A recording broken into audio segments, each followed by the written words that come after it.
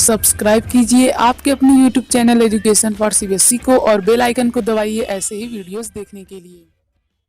Hello बच्चों, आज के स्टूडेंट बात करने वाले चैप्टर नंबर 6 के बारे में।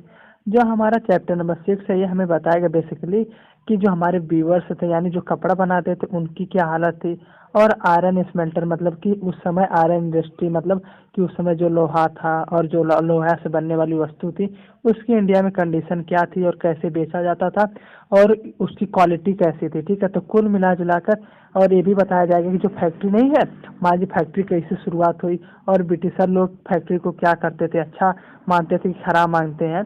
तो कुल मिला जुला कर हम दो कंडीशन देखेंगे। पहला देखेंगे कि हमारे समय उस समय कपड़ा कैसे बनता था और उसकी कंडीशन क्या थी और उसकी क्वालिटी कैसी थी, मतलब बढ़िया था कि बहुत बढ़िया था कि खराब था। तो हम बात करते हैं, चलिए स्टार्ट करते हैं।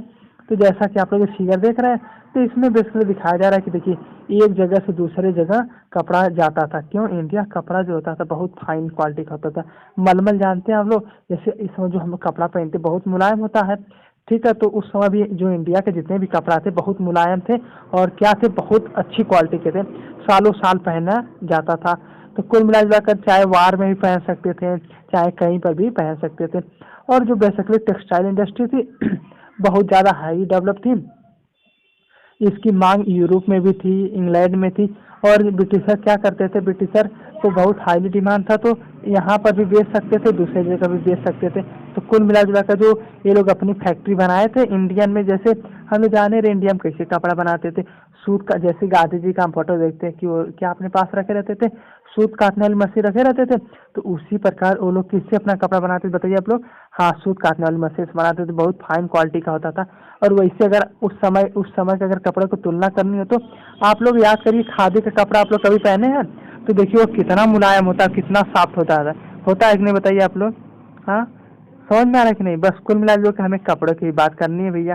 तो जो इंडियन कपड़ा था बहुत ज़्यादा अच्छा था और इसका हर वर्ल्ड में डिमांड थी, अमेरिका से लेकर इंग्लैंड से लेकर पूरे यूरोप तक इसकी डिमांड थी। और सब लोग चाहते थे, जितने भी ट्रेवलर्स थे या जितने भी बिजनेसमैन सोचते थे भैया जितना ज़्यादा हम ला के अपने पास इकट्ठा करके और मार्केट में मान ली 10 रुपया में लाए और कितना बेचे, 100 रुपये में, मतलब मनमानी बेचते थे। और वैसे भी इंडियन लोग तो हम जान ही रहे भैया, कम विदेश जाते भी थे। क्यों? क्योंकि देखिए विदेश में जाना मानते थे भैया, हम जाएंगे वहाँ पे तो हमारा कल्चर भी नष्ट हो जाएगा। तो इंडियन सोचते थे भैया हम लोग अपने घर पर रह के बेचेंगे, थोड़ा सा पैसा कमाएंगे, बस हमारे लिए उतना ही बहुत है। ठीक है, समझ में आ रहा? तो भैया हम बात कर लेते हैं India textile and world market. तो वर्ल्ड मार्केट में तो डिमांड तो भाई पहले से थी। तो देखिए जो कपड़ा बनता था उस समय इतनी जो अच्छी डिजाइन थी इंडिया में केवल बनता था, कोई और कंट्री बना ही नहीं पाती थी। हम लोग जानते थे कि इंडिया में जो है बहुत फाइन क्वालिटी, मतलब जो हाथी बन रही है, तो मान लीजिए अचानक में हाथी वाला कपड़ा आता था तो बहुत पॉपुलर हो जाता था, हमेशा डिमांड रहती थी। तो अंग्रेज सोचते थे बहुत ये क्या है, ये बहुत बढ़िया अपॉर्चुनिटी है, क्या करते हैं हम लोग इंडिया से कपड़ा खरीदेंगे, जल्दी जल्दी ले जाके बेचेंगे। ठीक है, तो वर्ल्ड क्या बताता है हमारा? वर्ल्ड से बताता है भैया हिस्ट्री का कि ये जितने भी कपड़े थे बहुत मुलायम थे, बहुत सॉफ्ट थे। और आज तक के जितने भी कपड़े, मतलब और इस समय जितने कपड़े बनते हैं उस समय तक ही कंपेरिजन था, बहुत ज़्यादा बिकता था कपड़ा। और वे लोग कैसे करते थे देखिए, कुछ यहाँ पर अपने सिंबल भी बनाए थे, जैसे नहीं कि जैसे मान लीजिए आपके स्कूल है, स्कूल में लिस्ट होती है नहीं कि मतलब क्लास 8 में इतना बच्चे पढ़ते हैं, क्लास 7 में इतना बच्चे पढ़ते हैं और क्लास 11th में इतना बच्चे। तो उसी प्रकार जो इंडियन थे वो लोग भी अपने कपड़ों को डिजाइन करके और उसको कैटेगराइज कर रहे थे, मतलब 2 साल के लिए इतना, 12 साल के बच्चे के लिए इतना। तो कुल मिला जुला के यही सब था। और जैसा कि हम लोग देख रहे हैं कई तरीके की डिजाइन भी बनाते थे, कई डिजाइन इस तरह की डिजाइन भी बनती थी। आप लोग लग रहा होगा कि डिजाइन कितनी बेकार है, लेकिन उस समय ये डिजाइन थी नहीं। जैसे उस समय हमेशा व्हाइट कपड़ा चलता था, लेकिन इंडियन जो थे कलर कर करके बहुत अच्छा बनाते थे। ठीक है, समझ में आ रहा? उसी प्रकार यहाँ पर भी ये वाला फिगर भी देख लीजिए, ये वाला फिगर भी बहुत अच्छा है, देखिए कितना बढ़िया है, ये सब कपड़ा यूज करते थे। इसी प्रकार हमें कुछ डिजाइन दिया गया, उसका नाम भी दिया, लेकिन कुल मिला जुला के हमें नाम याद करना नहीं है, हमें बस यही ध्यान रखना है कि हमारा जो इंडियन टेक्सटाइल इंडस्ट्री थी हाईली डेवलप थी उस समय, कोई भी टक्कर में नहीं था। देखिए अब हम बात कर लेते भैया आखिर में नष्ट कैसे हुई। तो Indian textile in Europe market में तो भैया बहुत बड़ी डिमांड थी, सब सोचते थे भैया इंडियन कपड़ा पहने, यहाँ तक कि रानी से रहकर राजा तक सब लोग कौन किसका इंडियन कपड़ा ही पहनते थे। इससे ब्रिटिशर से बहुत ज़्यादा जेलस थे। क्यों? क्योंकि जितने हमारे ब्रिटिशर अपने कंपनी लगे इनका कपड़ा बिकता ही नहीं था, बिकता ही नहीं था। तो इन्होंने क्या किया, इन्होंने कहा भैया देखिए क्या करते हैं हम लोग, इंडिया से जितने भी कपड़ा यूरोप आता सबको क्या कि बंद कर दिया। मतलब मतलब इंग्लैंड तक कोई कपड़ा पहुंच ही नहीं पाता था, और जितने भी वहाँ तक के जो कपड़ा बनाते थे सबकी इंडस्ट्री को तबाह कर देते थे। तो उसी बीच में एक चीज़ की शुरुआत हुई जिसका नाम कहते हैं स्पेनिंग जेन्नी। तो स्पेनिंग जेन्नी एक बेसिकली मशीन थी जिस समय आज के समय जैसे नहीं देखते कई सारी मशीन आ गई, मशीनों से कपड़ा बनता है, बुनाई होती है, कटाई होती है। तो उसी प्रकार वहाँ पहली बार एक मशीन है जिसका नाम स्पिनिंग जेनी था। ये जो मशीन थी भैया, जहाँ पर कारीगर लोग एक दिन में 10 कपड़ा या 5 कपड़ा बनाते थे, ये जो स्पिनिंग जेनी थी एक दिन में कम से कम 100, 200, 400, 500 कपड़ा बना देती थी।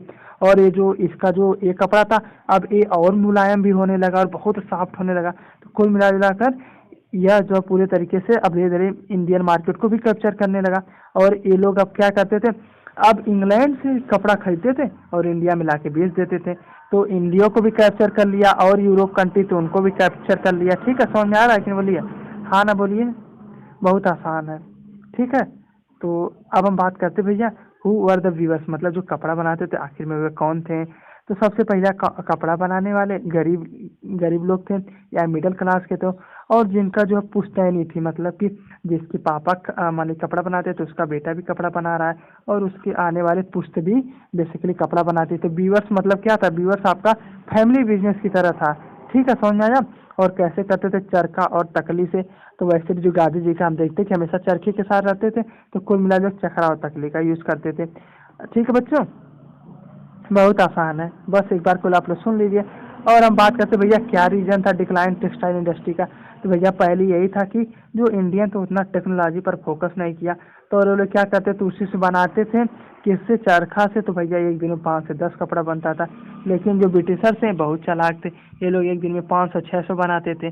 और दूसरी बात की इंग्लैंड वाले तो क्या किए कि जो इंडियन कपड़ा था जहाँ उस पर 50% व या 20% लगभग टैक्स लगा देते थे। तो इससे होता था क्या, जहाँ भैया कपड़ा 50 रुपये का बिकता था, टैक्स लगाने की वजह से मान लीजिए 75 रुपये का बिकता था। तो अच्छा बताइए, आप लोग कभी महंगा चीज़ खरीदते हैं? कभी नहीं खरीदेंगे। तो इसके कारण इस तरीके से इन्होंने पूरा इंडस्ट्री को डिक्लाइन कर दिया। ठीक है, समझ में आया कि नहीं? यहाँ तक बोलिए हाँ ना बोलिए। अब तक हमने बात कर ली कि जो इंडियन की टेक्सटाइल इंडस्ट्री थी क्या थी, बहुत ज़्यादा हाईली डेवलप थी। ठीक है, बहुत मुलायम मुलायम कपड़े बनाती थी। लेकिन अंग्रेजों ने अपनी पॉलिसी ला दी और क्या किया कि अपनी चालाकी से सारे कपड़े की मिल को भी धीरे धीरे बंद करवा दिया। लेकिन इसके बाद हमारी कंपनी खुली, कॉटन मिल के बारे में हम जिक्र करते हैं। तो जैसा कि कॉटन के कपड़े हम लोग पहनते हैं, गर्मी में पहनते हैं कि नहीं, बोलिए आप लोग हाँ। कितना होता है, बहुत मुलायम होता है और गर्मी में हमें बहुत ज़्यादा राहत पहुंचाता है। तो उसी प्रकार क्या हुआ, कुछ मिल भी सेट हुई। तो यह किससे हमारा बेसिकली बनता था, हाँ ये सब मिल जितनी भी सेट हुई, यह जो है 2 प्रकार की मिल थी भैया। पहले एक मिल थी कि गवर्नमेंट अपने साथ, मतलब ब्रिटिश थे, गवर्नमेंट प्लस क्या करते थे, मजदूर मिलकर करते थे। यानी जो जितने भी गांव के लोग थे वो लोग आपस में मिलकर करते थे। और कुछ ऐसी भी इंडस्ट्री सेट हुई जिसमें केवल इंडियन ही अकेले थे। तो कुल मिला जुलाकर मिल जो सेटअप होती थी, लेकिन भैया लेबर की कमी से बंद हो जाती थी। और ये भी रीजन था कि ब्रिटिशर सब क्या करते थे, ज़्यादा टैक्स मांगने लगते थे, जिसके कारण क्या हुआ, काटन मिल भी धीरे धीरे समाप्त हो गया। लेकिन काटन मिल जो था धीरे धीरे डेवलपमेंट फेज में रहा। ठीक है, अब हम भैया बात कर लेते हैं इसकी बात की भैया। अब हमने बात कर ली काटन, तो भैया हमने देखा कि हमारा काटन कितना सुंदर था, कितना अच्छा था। अब हम बात कर लेते हैं कि यहाँ की इंडियन की लोहे की क्वालिटी क्या थी। तो लोहे क्वालिटी के आप लोग खासे जानते हैं, किस बात से लगा सकते हैं। आप लोगों की तलवार जो दिख रही है बेसिकली, ये जो तलवार थी टीपू सुल्तान की तलवार थी। और इस तलवार की भैया खासियत ये थी कि अगर इस तलवार से लोहा का अगर कवच है उसको एक बार ऐसे मार दिया जाए तो पूरा लोहा का कवच ही आधा हो जाता था। ठीक है, मतलब लोहा इतना, धार इसकी इतनी तेज थी कि इससे एक आध आदमी का 10 आदमी का एक साथ गला कट सकता था। तो कुल मिला जुलाकर इतनी फाइन क्वालिटी थी। तो ये जो स्टील की थी भैया, इसमें जंग भी नहीं लगता है। और वैसे भी हम लोग जितने भी देखते हैं कि जितने भी हमारे हिस्टोरिकल चीज़ें हैं, क्या उसमें जंग लगता है? बिल्कुल नहीं लगता है। और जो टीपू सुल्तान की तलवार थी, इसमें देखिए उर्दू में लिखा गया था कि जीत का मंत्र लिखा गया था। तो कुल मिला जुलाकर हमारी जो आयरन इंडस्ट्री थी भैया, ये भी हाईली डेवलप थी। और यहाँ की जो हमारे इंडस्ट्री थी ये भैया पूरा इंडिया से लेकर यूरोप से लेकर पूरे एशिया ओशिया तक अपना दबदबा कायम की थी। लेकिन गड़बड़ हो गई कि यहाँ पर जो ब्रिटिशर्स हैं वही आके काम गड़बड़ा दिए। सारा सिस्टम को क्या कर दिए, फेल कर दिए। केवल ब्रिटिशर ने अपनी चीज़ों को बढ़ावा दिया। तो देखिए, अब हम बात करते भैया आखिरकार में हम लोग कैसे बनाते थे। तो हम लोग जैसे जानते हैं कि हम लोग, आप लोग भी देखते होंगे, जो भट्ठी होती है, भट्ठी देखते हैं। हाँ, जैसे उसमें क्या रखा जाता था, उसमें आयरन रखा जाता था। आयरन पिघला पिघला के भैया नया नया शेप दिया जाता था। कोई उतना बड़ी इंडस्ट्री थी नहीं। आप लोहार जो जानते होंगे, लोहार के जो लोग क्या करते हैं, बनाते हैं कि नहीं, उसी तरीके से काम होता था। लेकिन जब अंग्रेज आए तो इन्होंने अपनी नई नई इंडस्ट्रीज डेवलप की। तो इससे हुआ का जितने भी छोटे कारीगर थे, सबका व्यवसाय नष्ट हो गया। तो वो लोग अपने फिर से क्या किए, वो लोग अपने गांव लौटने चले गए और धीरे धीरे इनका सारा चीज़ खत्म हो गया। लेकिन इसके बाद आए एक जमशेद टाटा। जैसे कि हमारे जो टाटा गाड़ियाँ आप लोग देखिए, बताइए हाँ या नहीं। जो जितनी भी टाटा की गाड़ियाँ चलती हैं, वो किसकी देन है? हाँ, वो जमशेद टाटा की देन है। उनका नाम था बेसिकली, क्या था, दरू भाई जाई टाटा। ठीक है, दोराज भी टाटा नाम था। मतलब बेसिकली जो टाटा कंपनी कार आती है, उन्हीं की जनरेशन का था। और एक बार उनके एक बेटे थे जिनका नाम था जमशेद जी टाटा। तो मिला जुला कर इन्हीं दोनों ने पूरी तरीके से इंडिया में आयरन और स्टील का दबदबा कायम किया। और जैसे कि हम लोग जाने लगे भैया, जो आयरन जो है किसका जाता है बताइए। अगर आप लोगों को सुई से लेके एरोप्लेन तक अब टाटा कंपनी बनाती है, इस बात का हमें रखना ध्यान। ये तो हमें स्टार्टिंग से ही पता चल रहा है। ठीक है, देखिए दादाजी भाई ने बहुत, सबसे पहले इन्होंने स्टार्टिंग यहाँ से की। पहले इन्होंने सोचा कि अच्छा ये बताइए आयरन बेसिकली मिलता कहाँ है। तो इन्होंने देखा कि आयरन जो बेसिकली जहाँ पे मिल है या जहाँ पर खदान है, यानी मतलब कोयला स्टोरेज है, वहाँ से बेसिकली मिलता था। तो इन्होंने पहले वहाँ पे जाके मुआवना किया, भैया यहाँ से हम सबसे पहले निकालते हैं आयरन ओर निकाल लेंगे, मतलब आयरन का जो बेसिक एलिमेंट है उसको निकालेंगे। और वहाँ से धीरे धीरे इन्होंने कई सारी इंडस्ट्री डेवलप की, कई सारे क्या फैक्ट्री लगाई और उसके थ्रू स्टील को बढ़िया क्वालिटी का स्टील बनाया। और जो जितने भी इनके स्टील थे, ये लोग ब्रिटिशर तक डिमांड थी। मतलब चाहे रेलवे वाले भी मांगते थे कि भैया हमें अपना अपना क्या करिए, अपना लोहा दे दीजिए।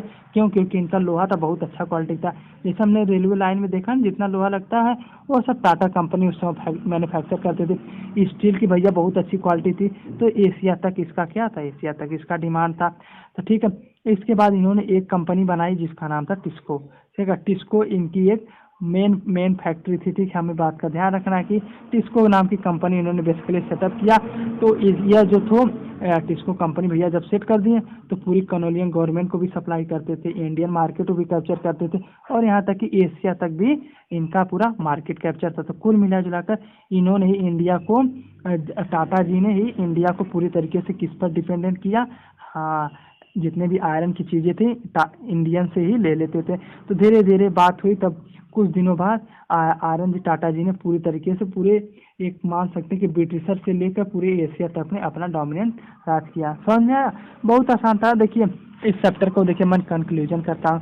पहली बात हमने पढ़ा, क्या पढ़ा, किसी को याद है? हाँ, पहली बात पढ़ा कि जो आपकी टेक्सटाइल इंडस्ट्री थी बेसिकली, वह कैसे डेवलप हुई, और जो ब्रिटिशर थे भैया इसको कैसे पूरी तरीके से नीचे कर दिए अपने खराब पॉलिसी से। और चाहते नहीं थे कि भैया इंडियन भी सक्सेस हो, और ज़्यादातर टैक्स लगा देते थे, जिसके कारण पूरा सिस्टम ही फेल हो जाता था।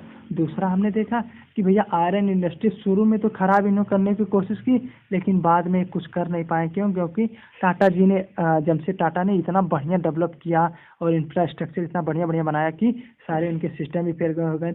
और कुछ दिनों बाद खुद ही इंडियन से मांगने लगे, क्या? हाँ, इंडियन से मांगने लगे उनके लोहे और जितने भी उनसे बनी हुई चीज़ें थी। ठीक है, समझ आया?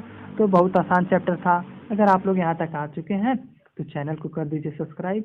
और आज के लिए धन्यवाद। कोई भी डाउट हो, कोई भी संशय हो, कोई भी क्वेरी हो तो कमेंट बॉक्स में पूछ लीजिए। ठीक है, आज के लिए धन्यवाद।